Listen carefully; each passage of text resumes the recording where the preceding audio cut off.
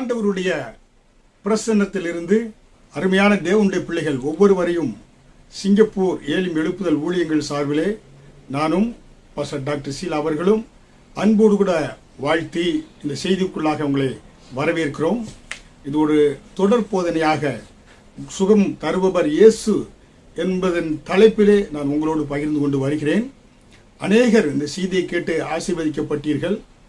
உங்களுடைய ஜெப விண்ணப்பங்களை எங்களுக்கு அனுப்பினீர்கள். உங்களுக்காக நாங்கள் ஜெபித்தோம். நாங்கள் விசுவாசிக்கிறோம் கர்த்தர் பெரிய காரியங்களை உங்கள் வாழ்க்கையிலே செய்வார் என்று. ஹல்லேலூயா. இன்றைக்கும் உங்களோடு நான் பகிர்ந்து கொள்ளக்கூடிய வேதத்தினுடைய பகுதி, இயேசு கிறிஸ்து எப்படியாக அவர் சுகமளிக்கக்கூடியவராக அவருடைய ஊழிய நாட்களிலே அவர் தெரிந்தார். அவரிடத்தில் வந்த அனைவரும் சுகத்தை பெற்றுக்கொண்டாங்க. அவரிடத்தில் வந்த ஒருவர் கூட வெறுமையாய் திரும்பி போனது கிடையாது. அதற்காகத்தான் இயேசு கிறிஸ்து வானத்திலிருந்து சொர்க்கத்திலிருந்து பூமிக்கு அவர் தேவகுமாரன் மனுஷகுமாரனாக பூமிக்கு வந்தார். அவர் நேற்றும் இன்றும் என்றும் மாறாதவர் என்று சொல்லி எபிரேயர் 13வது அதிகாரம் 8வது வசனத்திலே பார்க்கிறோம்.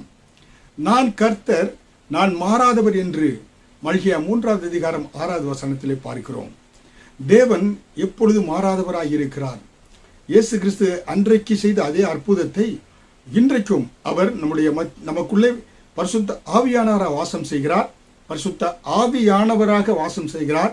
அவர் இன்றைக்கும் நாம் விசுவாசம் வைக்கின்ற பொழுது இந்த சரீரத்துக்கு சொந்தக்காரராக அவர் விலைக்கிரயம் கொடுத்து இந்த சரீரத்தை வாங்கின அவர் இந்த சரீரத்தில் வியாதிகள் இல்லாதபடி, பலவீனங்கள் இல்லாதபடி, எந்த மந்திர தந்திரங்கள் ஆளுகை செய்யாதபடி இந்த சரீரத்தை அவர் விலைக்கிரயம் கொடுத்து வாங்கினதினாலே, அவர் இரத்தக்கிரயம் கொடுத்து விலை வாங்கினதினாலே அவருடைய பிள்ளைகள் எப்பொழுதும் சுகத்தோடு ஆரோக்கியத்தோடு இருக்க வேண்டும் என்பதுதான் அவருடைய இதய துடிப்பாக இருக்கிறது.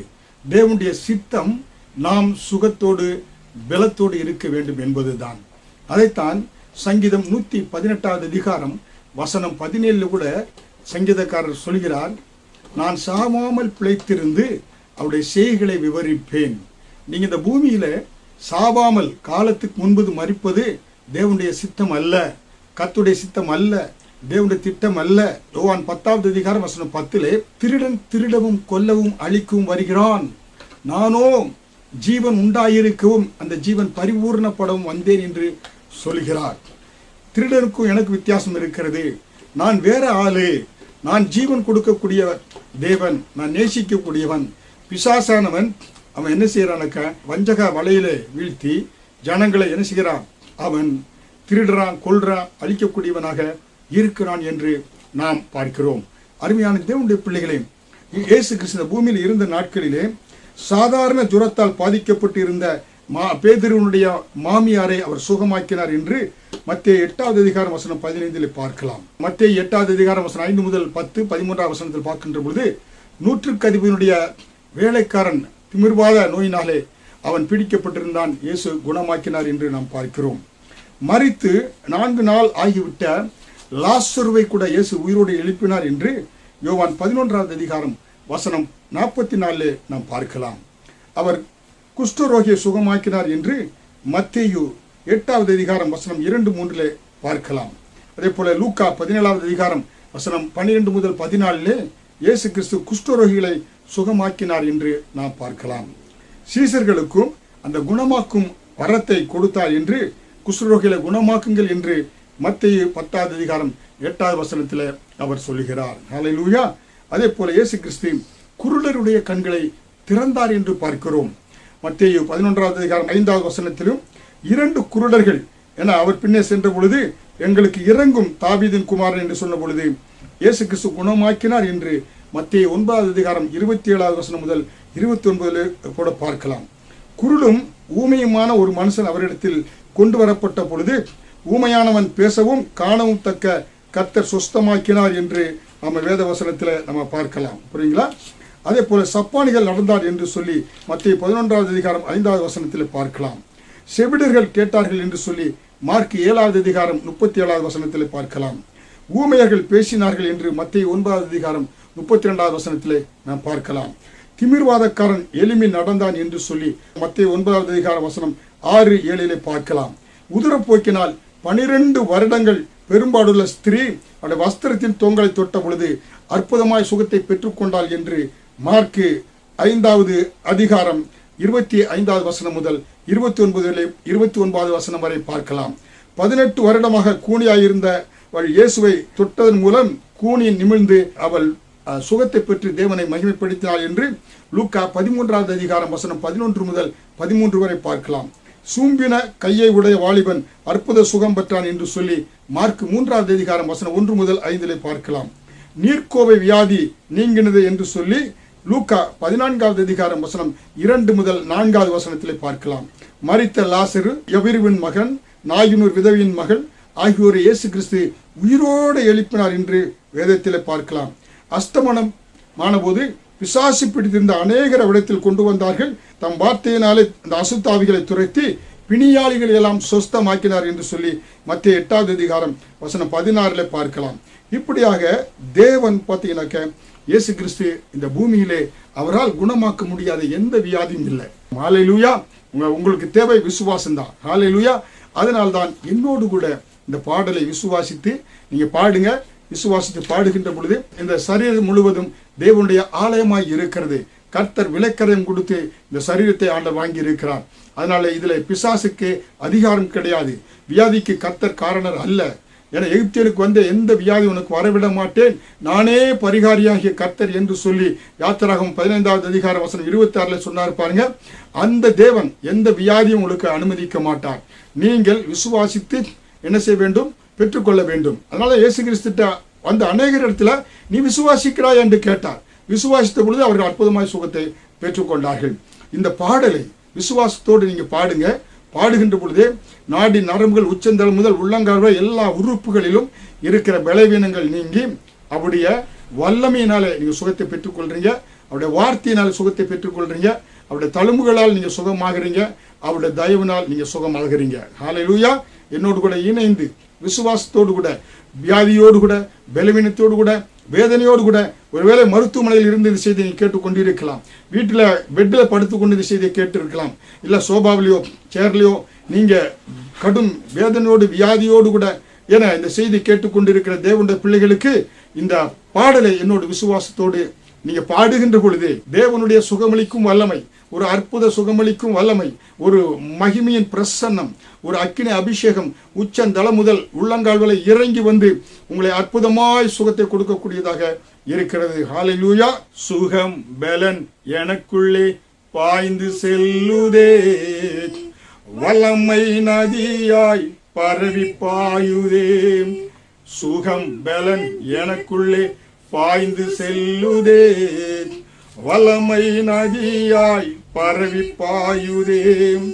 இரத்த குழாய்கள் கண்கள் செவிவாய் தமனி எங்கும் பாய்கின்றதே. இரத்த குழாய்கள் கண்கள் செவிவாய் தமனி எங்கும் பாய்கின்றதே. வல்லமையால் சுகமானேன், வார்த்தையால் சுகமானேன், தழும்புகளால் சுகமானேன், தயவினால் சுகமானேன். சுகம் பலன் எனக்குள்ளே பாய்ந்து செல்லுதே, வல்லமையின் நதியாய் பரவி பாயுதே. ஏசையா ரட்சகரே, சுகம் தரும் என் தெய்வமே. ஏசையா ரட்சகரே, சுகம் தரும் என் தெய்வமே. வல்லமையால் சுகமானேன், வார்த்தையால் சுகமானேன், தழும்புகளால் சுகமானேன், தயவினால் சுகமானேன். சுகம் பலன் எனக்குள்ளே பாய்ந்து செல்லுதே, வல்லமையின் நதியாய் பரவி பாயுதே. முதுகு தண்டு இதயம் மூளை நரம்பு ரத்தம் வல்லமை பாய்கின்றதே. முதுகு தண்டு இதயம் மூளை நரம்பு ரத்தம் வல்லமை பாய்கின்றதே. குடல் தோல் கணையம் இறப்பை வயிறு சதையெங்கும் பாய்கின்றதே. குடல் தோல் கணையம் இறப்பை வயிறு சதையெங்கும் பாய்கின்றதே. ஏசையா இரட்சகரே, சுகம் தரும் என் தெய்வமே. ஏசையா இரட்சகரே, சுகம் தரும் என் தெய்வமே. வல்லமையால் சுகமானேன், உம் வார்த்தையால் சுகமானேன், உம் தழும்புகளால் சுகமானேன், உம் தயவினால் சுகமானேன். சுகம் பலன் எனக்குள்ளே பாய்ந்து செல்லுதே. வல்லமை நதியாய் பரவி பாயுதே. மூட்டு ஈரல் மூட்டு கை கால் திசுக்கள் வல்லமை பாய்கின்றதே. முட்டு ஈரல் மூட்டு கை கால் திசுக்கள் வல்லமை பாய்கின்றதே. எலும்பு நரம்புகள் சிறுநீரகங்கள் தலையெங்கும் பாய்கின்றதே. எலும்பு நரம்புகள் சிறுநீரகங்கள் தலையெங்கும் பாய்கின்றதே. ஏசையா இரட்சகரே, சுகம் தரும் என் தெய்வமே. ஏசையா இரட்சகரே, சுகம் தரும் என் தெய்வமே. உம் வல்லமையால் சுகமானேன், உம் வார்த்தையால் சுகமானேன், உம் தழும்புகளால் சுகமானேன், உம் தயவினால் சுகமானேன். சுகம் பலன் எனக்குள்ளே பாய்ந்து செல்லுதே. வல்லமை நதியாய் பரவி பாயுதே. கர்ப்பப்பை கட்டி காயங்கள் புண்கள் வல்லமை பாய்கின்றதே. கர்ப்பப்பை கட்டி காயங்கள் புண்கள் வல்லமை பாய்கின்றதே. முடக்குவாதங்கள் நுரையீரல்கள் சுவாசம் எங்கும் பாய்கின்றதே. முடக்குவாதங்கள் நுரையீரல்கள் சுவாசம் எங்கும் பாய்கின்றதே. ஏசையா இரட்சகரே, சுகம் தரும் என் தெய்வமே. ஏசையா இரட்சகரே, சுகம் தரும் என் தெய்வமே.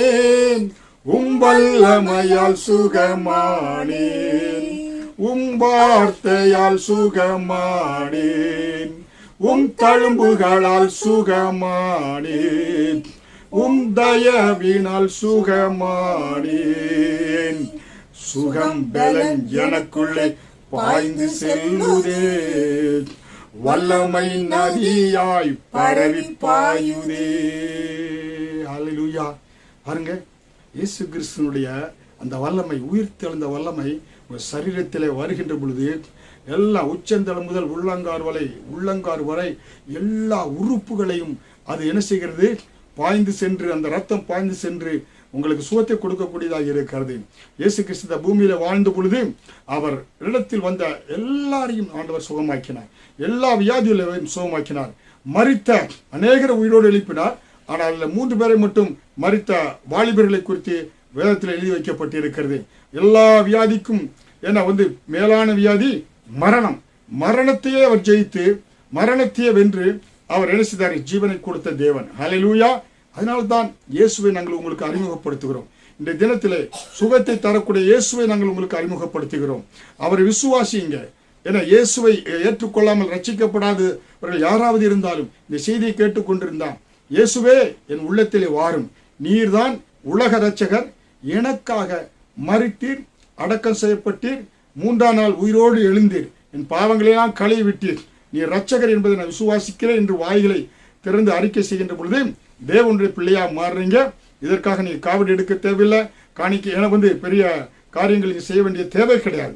நீங்கள் தேவனுடைய பிள்ளையாக மாறுறீங்க. இதுதான் மாறுகின்ற பொழுது அவருடைய ரத்தத்தால் கழுவப்படுறீங்க. அவருடைய வல்லமை உங்க சரீரத்தில் பாய்வதற்கு நீங்க என்ன செய்றீங்க? உங்களை விட்டு கொடுக்குறீங்க. ஹல்லேலூயா.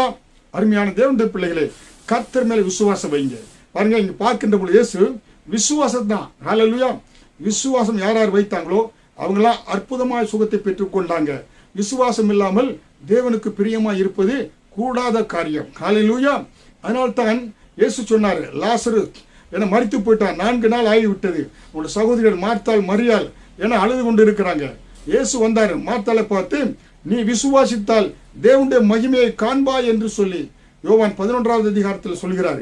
விசுவாசம் இன்றைக்கு அருமையான தேவனுடைய பிள்ளைகளே, நீங்கள் எப்படிப்பட்ட வியாதியோடு இருந்தாலும் நீங்க விசுவாசித்தா கர்த்தருடைய மகிமை அங்கு விளங்கும். ஹல்லேலூயா. இயேசு கிறிஸ்து பாருங்கள், லாசர் மரித்த உடனடியாக அவர் அங்க அவன் சுகத்தை கொடுத்திருக்கலாம், அவன் உயிரோடு எழுப்பியிருக்கலாம். ஏன்னா ஆண்டவர் மார்த்தாள் மரியாள் வீட்டுக்கு செல்லக்கூடியவர் நன்றாக கவனித்தாங்க. ஆனால் இயேசு கிறிஸ்து 4 நாட்கள் அங்கே தாமதித்தது காரணம் என்ன? தேவனுடைய மகிமை அங்கு விளங்கும்படியாக, ஜனங்கள் எல்லாம் விசுவாசம் வைத்து ரட்சிக்கப்படும்படியாக, மரித்தோரை கூட இவர் எழுப்புறாரு என்று சொல்லி அவங்க என்ன செய்யணும்? விசுவாசம் வைக்கும்படியாகத்தான் 4 நாட்கள் தாமதம் பண்ணினார். ஹல்லேலூயா. அவர்கள் விசுவாசம் வைத்தார்கள். லாசரு உயிரோடு கூட எழும்பி வந்தான் என்று பார்க்கிறோம். ஹல்லேலூயா. அதனால் தான் நாம் தேவனுடைய பிள்ளைகளாக இருக்கிற நாம் சத்தியத்தையும் அறிவீர்கள், சத்தியம் உங்களை விடுதலையாக்கும் என்று சொல்லி யோவான் 8வது அதிகாரம் 32வது வசனத்தில் நாம் பார்க்கலாம். சத்தியத்தை அறியணும். சத்தியம் என்றால் இயேசு கிறிஸ்து. இயேசு கிறிஸ்துவை நாம் அறிகின்ற பொழுதுதான் அந்த அறிந்த சத்தியம் உங்களை விடுதலையாக்கும். புரியுங்களா? அதனால் தான் பக்தி உள்ளவனை கர்த்தர் தனக்கென்று தெரிந்து கொள்கிறாராம். பாருங்க, இன்றைக்கு அநேகர் விக்கிரகங்களை வணங்கி கொண்டிருக்கிறாங்க. அவங்களுக்கு சத்தியம் தெரியல. இயேசுதான் என ஒரே இரட்சகர், அவர் என்று பரலோகத்திடம் செல்ல முடியாது. புரியுங்களா? அந்த சத்தியம் தெரிஞ்சிட்டாங்கன்னா அவர்களும் ஆண்டோட பிள்ளைகளாக மாறி விடுவார்கள். சத்தியத்தை அறிவீர்கள், சத்தியம் உங்களை விடுதலை ஆக்கும். ஹல்லேலூயா. அதனால்தான் நாம் சத்தியத்தை பிரசங்கம் பண்ணி கொண்டு இருக்கிறோம். தொலைக்காட்சி வழியாக நேரில் பார்க்கிறவர்களாக, சபையின் மூலமாக. அருமையான தேவனுடைய பிள்ளைகளே, அதனால நீங்க என்ன செய்ய வேண்டும் என்றால் செவிகளை திறந்து வசனங்களை கேட்கணும். டெலிவிஷனோ ரேடியோவோ இல்ல வேதத்தை எடுத்து மற்றவர்கள் பிரசங்கம் கூட்டங்களுக்கு சென்று சொல்லக்கூடிய வேத வசனங்களை நீங்கள் கேட்க வேண்டும். ரோமர் 10வது அதிகாரம் வசனம் 17, விசுவாசம் கேள்வியினாலே வரும், கேள்வி தேவனுடைய வசனத்தினாலே வரும். தேவனுடைய வசனத்தை கேட்கின்ற பொழுதுதான் விசுவாசம் வளரும் என்று அப்போஸ்தலனாகிய பவுல் சொல்கிறார். வேத வசனம் இருக்கிறது, அதை கேட்கின்ற பொழுதுதான் அந்த சத்தியத்துக்குள்ள நீங்க வளருவீங்க. அது உங்களுக்கு விசுவாசத்தை பெருக்கக்கூடியதாக இருக்கிறது. ஹல்லேலூயா. அதனால தான் இயேசு கிறிஸ்து செய்த எல்லா அற்புதங்களை வேதத்தில் எழுதி வைத்திருக்கிறார். அந்த வேத வசனத்தை நீங்க படித்து நீங்க அதை காதுகள் கேட்கின்ற பொழுது உங்களுடைய விசுவாசம் வளரக்கூடியதாக இருக்கிறது. இன்றைக்கு வேத காரியத்திலிருந்து ஒரு விசுவாசம் எப்படியாக தேவனிடத்தில் ஒரு மனிதன் ஒரு அதிகாரி வைத்தார், அவனுடைய வேலைக்காரன் எப்படியாக சுகத்தை பெற்றுக்கொண்டார் என்று உங்களிடத்திலே நான் சொல்ல இருக்கிறேன். இந்த விசுவாசம் என்பது வேதத்தில் சொல்லப்பட்ட எல்லா விசுவாசங்களிலும் மேலான ஹையர் ஃபெய்த், அதாவது மேலான ஒரு விசுவாசம். இயேசுவையே அது என்ன செய்ததாம்? ஆச்சரியப்பட வைத்ததாம். அப்படிப்பட்ட ஆச்சரியமான விசுவாசத்தை நாமும் காண்பிக்கின்ற பொழுது நாமும் வியாதியிலிருந்து சுகத்தை பெற்றுக்கொள்ள முடியும். அதனால்தான் மத்தேயு 8வது அதிகாரம் வசனம் 5 முதல் 10 பார்க்கின்ற பொழுது, இயேசு கப்பர்நகூமில் பிரவேசித்த பொழுது 100க்கு அதிபதி ஒருவன் அவரிடத்தில் வந்து, ஆண்டவரே, என் வேலைக்காரன் வீட்டில் திமிர்வாதமாய் கிடந்து கொடிய வேதனை படுகிறான் என்று அவரை வேண்டிக் கொண்டான். அதற்கு இயேசு, நான் வந்து அவனை சொஸ்தமாக்குவேன் என்றார். 100க்கு அதிபதி பிரயுத்தரமாக, ஆண்டவரே, நீர் என் வீட்டிற்குள் பிரவேசிக்க நான் பாத்திரன் அல்ல, ஒரு வார்த்தை மாத்திரம் சொல்லும், அப்பொழுது என் வேலைக்காரன் சொஸ்தமாவான். நான் அதிகாரத்துக்கு கீழ்ப்பட்டவனாய் இருந்தும் எனக்கு கீழ்ப்பட்டிருக்கிற சேவகரும் உண்டு. நான் ஒருவனை போவென்றால் போகிறான், மற்றொருவனை வா என்றால் வருகிறான், என் வேலைக்காரனை இதை செய் என்றால் செய்கிறான் என்றான். இயேசு இதை கேட்டு ஆச்சரியப்பட்டு தமக்கு பின் செல்வர்களை நோக்கி, இஸ்ரவேலுக்குள்ளும் நான் இப்படிப்பட்ட விசுவாசத்தை காணவில்லை என்று மெய்யாகவே உங்களுக்கு சொல்கிறேன். பின்பு இயேசு 100க்கு அதிபதியை நோக்கி, மத்தேயு 8வது அதிகாரம் 13, நீ போகலாம், நீ விசுவாசித்தபடி உனக்கு ஆக கடவுது என்றார். அந்த நாளிகையில் அவன் வேலைக்காரன் சொஸ்தமானான். ஹல்லேலூயா. பாருங்க, இங்கே பார்க்கின்ற பொழுது என்ன சொல்கிறான், 100க்கு அதிபதி, ரோம ராஜ்யத்திலே 100 போர்ச்சேவர்களுக்கு ஒரு அதிபதி, அதிகாரமிக்க ஒரு தலைவன். எப்படியாக நம்ம தேசத்தில் நம்ம பார்க்கின்ற பொழுது எஸ்பி எடுத்துக்கொண்டால் சூப்பரிண்டென்டென்ட் ஆஃப் போலீஸ், ஒரு மாவட்டத்தினுடைய போலீஸ் தலைவர், அவருக்கு கீழாக டிஎஸ்பி, ஏஎஸ்பி, அது கீழாக பார்த்தீங்கன்னாக்க இன்ஸ்பெக்டர், சப் இன்ஸ்பெக்டர், இப்படியாக அநேகர் இருப்பாங்க. அதே போல இந்த 100க்கு அதிபதி போர் சேவகன் இயேசு கிறிஸ்து நாட்களிலே 60 100க்கு அதிபதிகள் இருந்தார் என்று சொல்கிறார்கள். அப்படிப்பட்ட இந்த 100க்கு அதிபதி அதிகாரமிக்கவன், வேலைக்காரன வா என்றால் வருகிறான், போ என்றால் போகிறான், சொல்கிறான், எல்லா வேலையும் செய்யக்கூடியவர்கள். அப்படிப்பட்ட அந்த 100க்கு அதிபதி தன் வேலைக்காரன் என்ன செய்தான், ரொம்ப கொடிய வேதனை, திமிர்வாத பயங்கரமான ஒரு வாத நோயினாலே வேதனைப்பட்டு கொண்டிருக்கிறான். கொடிய வேதனை சகிக்க முடியல. அந்த வேலைக்காரனுடைய அந்த வேதனையை மேலே அக்கறைப்பட்டு அவன் மேல் இறக்கப்பட்டு இவன் நினைக்கிறான், எனக்கு பவர் இருக்கிறது, ஆனால் உலகத்துக்குரிய பவர், ஆனால் இந்த வேலைக்காரனை, என்னுடைய வேலைக்காரனை சுகமாக்கக்கூடிய அதிகாரம் என்னிடத்தில் இல்லை. அதற்கு ஒரே ஒரு அதிகாரம் உடையவர் இங்கே இருக்கிறார், இயேசு கிறிஸ்து. அவர் நாட்களில் அங்கே ஊழியம் செய்து கொண்டிருந்தார். அவரை அறிந்தவன் இந்த 100க்கு அதிபதி அவரிடத்தில் செல்கிறான். ஆண்டவரே, என்னுடைய வேலைக்காரன் திமிர்வாத நோயினாலே அவஸ்தைப்படுகிறான், அவன் சுகமாக வேண்டுகிறேன் என்று கேட்கிறான். புரியுங்களா? பாருங்க, இந்த 2 அதிகாரம், உலக அதிகாரம், தெய்வீக அதிகாரம், பரலோக அதிகாரம். பரலோக அதிகாரத்தை உடையவர் இயேசு கிறிஸ்து. அவரை குறித்து அறிந்திருக்கிறான். அறிந்திருந்து அவரிடத்தில் வருகிறான், வேண்டுகிறான். எப்படி வேண்டுகிறான்? அவரிடத்தில் அந்த 100க்கு அதிபதி தன்னை தாழ்த்துகிறான். ஆண்டவரே என்று சொல்லி இயேசுவினிடத்தில் தன்னை தாழ்த்தி, தன்னுடைய அதிகாரம் இதெல்லாம் அவன் நினைக்காதபடி இயேசுவினிடத்தில் ஆண்டவரே என்று சொன்னே தன்னை தாழ்த்தக்கூடியவனாக இருக்கிறான். ஹல்லேலூயா! அருமையான தேவனுடைய பிள்ளைகளே, இன்றைக்கு நீங்க இயேசுவின் இடத்துல உங்களுடைய ஜெபத்திற்கு, உங்களுடைய வியாதிக்கு, உங்களுடைய பிரச்சனைக்கு நீங்க என்ன செய்ய வேண்டும்னாக்கா உங்களை தாழ்த்தி தேவனிடத்தில் வர வேண்டும். ஹல்லேலூயா! நம்ம தாழ்த்துவது அவமானம் என்று நினைக்கிறோம். வேலையிடத்திலோ, மற்ற ஜனங்கள் மத்தியிலோ, குடும்பத்தில் கூட கணவன் எப்படி மனைவி கிட்ட தாழ்ச்சியாக போவது, புரியுங்களா? பிள்ளைகள்கிட்ட எப்படி தாழ்ச்சியாக போவது, புரியுங்களா? அதெல்லாம் அந்த கௌரவத்தை பார்க்கக்கூடாது. ஏன்னா தாழ்மையுள்ளவர்களுக்கு ஆண்டவர் கிருபை அளிக்கக்கூடியவராக இருக்கிறார்.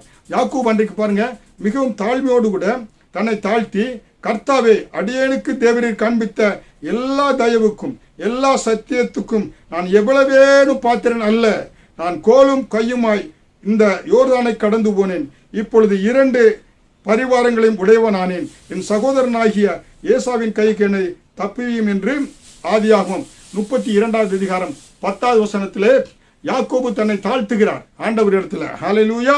அதனால நாம் எப்பொழுதும் ஜெபம் செய்கின்ற பொழுது நம்மை நாமே தாழ்த்த வேண்டும். ஹல்லேலூயா! அதனால் தான் சங்கீதம் 138வது அதிகாரம் 6வது வசனத்திலே கர்த்தர் உயர்ந்தவருமாய் இருந்தும் தாழ்மையுள்ளவனை நோக்கி பார்க்கிறார். ஹல்லேலூயா! கர்த்தர் பாருங்க, தாழ்மையுள்ளவனை நோக்கி பார்க்கக்கூடிய தேவனாக இருக்கிறார். லூக்கா 18வது அதிகாரம் 14வது வசனத்திலே தன்னை தாழ்த்துகிறவன் உயர்த்தப்படுவான் என்று வேதவசனம் சொல்கிறது. ஹல்லேலூயா! தேவனுடைய பிள்ளைகளே, நீங்க உங்களை தாழ்த்துங்க, தேவனிடத்துல, தேவ சமூகத்துல உங்களை தாழ்த்துங்க. ஹல்லேலூயா! அதனால் தான் அவன் என்ன சொல்றான், ஆண்டவரே, நீர் ஒரு வார்த்தையும் மாத்திரம் சொல்லும், அப்பொழுது என் வேலைக்காரன் சொஸ்தமாவான். ஹல்லேலூயா! இயேசு கிறிஸ்துனுடைய வார்த்தைக்கு வல்லமை இருக்கிறது என்பதை இந்த 100க்கு அதிபதி அறிந்திருந்தான். ஹல்லேலூயா! இவன் ஒரு ரோமன், பாருங்க, இவன் இஸ்ரவேலன் அல்ல. இயேசு கிறிஸ்து எப்படியாக ஆதியிலே, யோவான் 1வது அதிகாரம் வசனம் 1 ஆதியிலே வார்த்தை இருந்தது, அந்த வார்த்தை தேவனிடத்தில் இருந்தது, அந்த வார்த்தை தேவனாய் இருந்தது, அந்த வார்த்தை மாம்சமாகி இயேசுவாக இந்த பூமியிலே உலாவினார் என்று பார்க்கிறோம். ஹல்லேலூயா! அதனால் தான் வார்த்தை என்றால் இயேசு என்ற அர்த்தம். இயேசுவும் வார்த்தையும் ஒன்று என கர்த்தருடைய வல்லமை எதை செய்கிறதோ அதையே அவருடைய வார்த்தை செய்யும். ஹல்லேலூயா! அதனால் தான் நீதிமொழிகள் 18வது அதிகாரம் வசனம் 20-21 பார்த்தா, அவன் வாயின் பலனால் வயிறு நிரம்பும், மரணமும் ஜீவனும் நாவின் அதிகாரத்தில் இருக்கிறது என்று வேதவசனம் சொல்கிறது. நீங்க வார்த்தையை எடுத்து பயன்படுத்தினீங்கன்னா அந்த வார்த்தை உருவாக்கக்கூடிய வார்த்தை. அதனால தான் ஆதியில வார்த்தை இருந்த பொழுது கர்த்தர் என்ன செய்தார், அந்த வார்த்தையை எடுத்து சூரியனை படைத்தார், சந்திரனை படைத்தார். இருளாய் உலகம் இருந்தது, இருளை வெளிச்சம் உண்டாக கடவுள் என்று சொன்னார், வெளிச்சம் உண்டானது. எல்லாம் ஒழுங்கின்மையாக இருந்தது, கர்த்தர் எல்லாம் ஒழுங்காக உண்டாக வேண்டும் என்று கட்டளை கொடுத்தார், வார்த்தையை பயன்படுத்தினார், ஒழுங்காக மாறியது. தனித்தனியாக பிரியும்படியாய் கடல், அதை பூமி தனித்தனியாக பிரிகும்படியாக ஆண்டவர் என்ன செய்தார், ஒழுங்கை உண்டாக்கினார். அந்த ஒழுங்கின்படியாக எல்லாமே நிறைவேறியது வார்த்தையின்படியாக பார்க்கிறோம். ஹல்லேலூயா.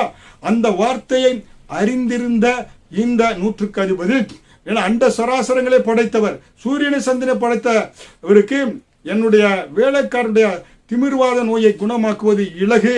ஆண்டவரே, நீர் ஒரு வார்த்தை சொல்லும். புரியுங்களா? என்ன சொல்றான்? என்னுடைய வீட்டுக்கு நான் வருவேன் இயேசு சொன்னாரு. வேண்டிய பொழுது நான் என் வீட்டுக்கு வருவதற்கு கூட நான் பார்த்திருந்தேன் இல்லை. ஆண்டவரே, நீர் ஒரு வார்த்தை சொன்னால் போதும். உடைய வார்த்தை அண்ட சராசரங்களை படைத்தது. உடைய வார்த்தை என்னுடைய வேலைக்காரன் என்ன செய்யும்? அது சுகமாக்கும் என்று சொல்லி அவன் சொன்னான். ஹல்லேலூயா. ஏனென்றால் தேவன் தம்முடைய ஒரு வார்த்தையினால்தான் ஆதியாகமம் 1:24 படி, என ஜாதி ஜாதியான ஜீவச்சந்துக்கள், நாட்டு மிருகங்கள், ஊரும் பிராணிகள், காட்டு மிருகங்கள் எல்லாம் உருவானது தேவன் சொன்ன ஒரே வார்த்தையினாலே. அதனால்தான் சிருஷ்டி சர்வ சிருஷ்டிகரை என அறிந்திருந்தான். சர்வ சிருஷ்டிகருக்கு எல்லா சிருஷ்டிப்புக்குள்ள அதிகாரம் இருக்கிறது. பாவ மன்னிப்பை கொடுக்கக்கூடிய அதிகாரம் இருக்கிறது. நியாய தீர்ப்புக்கான அதிகாரத்தை அவர் உடையவர். அது மட்டுமல்ல, வானத்தில் பூமியிலும் சகல அதிகாரம் உடையவர் இயேசு என்பதை இந்த 100க்கு அதிபதி அறிந்திருந்தான். ஹல்லேலூயா. காரணம், இயேசு சொன்னாரு, உன் விசுவாசம் பெரியது. உன் விசுவாசத்தின்படியாக இயேசுவே ஆச்சரியப்பட்டாருங்க. ஹல்லேலூயா. அந்த நிமிடத்திலே அவனுடைய வேலைக்காரன் சொஸ்தமானான் என்று நாம் பார்க்கிறோம். ஹல்லேலூயா. அதனால்தான் நாம் என்ன செய்ய வேண்டும் என்றால், எபிரேயர் 11வது அதிகாரம் வசனம் 6 படி, விசுவாசம் இல்லாமல் தேவனுக்கு பிரியமாயிருப்பது கூடாத காரியம். ஏனென்றால் தேவனிடத்தில் சேருகிறவன் அவர் உண்டென்றும் அவர் தம்மை தேடுகிறவர்களுக்கு பலன் அளிக்கிறவர் என்றும் விசுவாசிக்க வேண்டும். ஹல்லேலூயா. விசுவாசம் மிக மிக முக்கியம். அதனால்தான் மார்த்தாள் மரியாள் சொன்னாரு, நீங்க விசுவாசித்தால் தேவனுடைய மகிமையை காண்பீங்க, லாசர் உயிரோடு எழும்பி வருவார் என்று. ஹல்லேலூயா. அதனால்தான் கர்த்தர் இன்றைக்கு அருமையான தேவனுடைய பிள்ளைகளே, இந்த செய்தி கேட்டுக்கொண்டிருக்கிற பிள்ளைகளுக்கு சொல்கிறேன், அன்றைக்கு இஸ்ரவேல் ஜனங்கள் 30 லட்சம் ஜனங்கள் வனாந்தரத்துக்கு வர்றாங்க. வருகின்ற பொழுது அங்க டாக்டர் கிடையாது, ஏன்னா நர்ஸு கிடையாது, ஹாஸ்பிட்டல் கிடையாது, ஏன்னா கிளினிக் கிடையாது. கர்த்தர் சொன்னார், அந்த இஸ்ரவேல் ஜனங்களை வழிநடத்தி வருகின்ற பொழுது யாத்திராகமம் 15வது அதிகாரம் 26வது வசனத்திலே, நானே பரிகாரியாகிய கர்த்தர் என்று கர்த்தர் சொன்னார். இந்த வார்த்தையை கேட்ட 30 லட்சம் ஜனங்களும் கண்மூடித்தனமான விசுவாசத்தை தேவன் மேல வைத்தாங்க. நானே பரிகாரி பரம வைத்திருன்னு சொல்லிட்டாரு. இங்க டாக்டர் கிடையாது, வனாந்திரத்தில் யாரும் கிடையாது. இந்த வார்த்தையை விசுவாசித்த ஜனங்கள் 40 வருடம் வனாந்திரத்தில் நடக்கிறாங்க. கோத்திரங்களில் ஒருவன் கூட பலவீனப்பட்டவன் கிடையாது. ஒரு நிமிடத்தில் பிறந்த குழந்தை முதல் 120 பேர் அன்றைக்கு இருந்தாங்க. அவருடைய அந்த இஸ்ரவேல் ஜனங்கள்ல ஒருவர் கூட எந்த அவர்களுக்கு ஃபீவரோ, எந்த நோயோ, எந்த விதமான கிட்னி ப்ராப்ளமோ எதுவுமே கிடையாது. அதற்கு முன்பாக இருந்தது. ஆனால் அன்றைக்கு அவர்கள் இந்த பஸ்கா ஆட்டுக்குட்டிய மாமிசத்தை புசித்து வனாந்திரத்தில் வந்த பொழுது தேவனுடைய அந்த வார்த்தையை விசுவாசித்தாங்க. நானே உன் பரிகாரி. அருமையான தேவனுடைய பிள்ளைகளே, இன்றைக்கும் அந்த 30 லட்சம் ஜனங்கள் கண்மூடித்தனமா விசுவாசித்தாங்களே, நீங்க விசுவாசிங்க. நான் குணமாக்குவேன். சுகம் தருகிறவர் இயேசு. புரியுங்களா? இயேசு மத்தேயு 8வது அதிகாரம் 6வது வசனம் பார்க்கிறீங்களா? நான் குணமாக்குவேன். சுகத்தை கொடுக்கிறவர் கர்த்தர். நானே உன் பரிகாரி என்று வாக்கு கொடுக்கிறார். அந்த பரிகாரியை நீங்க பிடித்துக் கொள்ளுங்க. ஆண்டவரே, அருமையான வேளையில உங்களுடைய செய்தி கேட்டுக்கொண்டிருக்கிற ஒவ்வொரு பிள்ளைகள் மேல இந்த விசுவாசத்தின் ஆவியை ஊற்றுங்கப்பா. ஆண்டவரே, இவங்க சுகத்தை பெற்றுக்கொள்வதற்கு தடையாயிருக்கிற அந்த விசுவாசத்தினுடைய அவிசுவாசத்தை எல்லாம் எடுத்து போடுங்க. விசுவாசத்தை கொடுங்க. உச்சன் தலை முதல் உள்ளங்கால் வரை ரத்தத்தை தெளிக்கிறேன். விடுதலையை கட்டவிழ்த்து விடுகிறேன். சுகத்தை கட்டவிழ்த்து விடுகிறேன். ஆரோக்கியத்தை கட்டவிழ்த்து விடுகிறேன். ஆண்டவரே, இவர்கள் படுக்கையா இருப்பது உங்களுடைய சித்தம் அல்ல. படுக்கை எடுத்துக்கொண்டு நட என்று நீ கட்டளையிடுவதற்காக நன்றி ஆண்டவரே. 100க்கு அதிபதி சொன்னானே, நீர் ஒரு வார்த்தை சொன்னால் வேலைக்காரன் சொஸ்தமாவான். ஆண்டவரே, இப்பொழுது இயேசுவின் தழும்புகளால் இந்த பிள்ளைகள் சுகத்தை பெற்றுக் கொள்ளட்டும் என்று இப்பொழுது நான் கட்டளை கொடுக்கிறேன். உங்களுடைய வார்த்தை நீர் பேசுவதற்கு சமமாய் இருப்பதினாலே இந்த வார்த்தை வல்லமையாய் இந்திய தேசம் உலகம் முழுவதும் செய்து கேட்கிற ஒவ்வொரு தேசத்தினுடைய வீடுகளிலே, குடும்பங்களிலே, உள்ளங்களிலே பாய்ந்து சென்று ஆண்டவரே, நீர் இப்பொழுதே இன்ஸ்டன்டாக சுகத்தை கொடுக்கும்படியாய், அந்த நிமிடத்தில் அற்புதமாய் சுகத்தை கொடுக்கும்படியாய் ஜெபிக்கிறேன். ஆண்டவரே, நீங்க செய்தி கேட்டு ஆண்டவரே விசுவாசம் வைத்த ஒவ்வொரு பிள்ளைகளையும் சுகத்தையும் பலனை ஆரோக்கியத்தை கொடுத்து அற்புதம் நீ நடத்துவீராக. தொடர்ந்து இவர்களை காத்துக்கொள்ளும் ஆசீர்வதியும் இயேசுவின் மூலம் ஜெபிக்கிறேன் ஜீவனுள்ள நல்ல பிதாவே, ஆமேன். பெற்ற அற்புதத்தை எங்களோடு ஷேர் பண்ணுங்க, தெரியப்படுத்துங்கள். elimrevival@gmail.com தொலைபேசி இருக்கிறது. தொடர்ந்து உங்களுக்காக ஜெபிக்கிறேன். அடுத்த சுகமளிக்கும் செய்தியில அவளோடு காத்துக்கொள் இருங்க. உங்களை சந்திக்கிறேன். ஆமேன். கர்த்தர் உங்களை ஆசீர்வதிப்பாராக.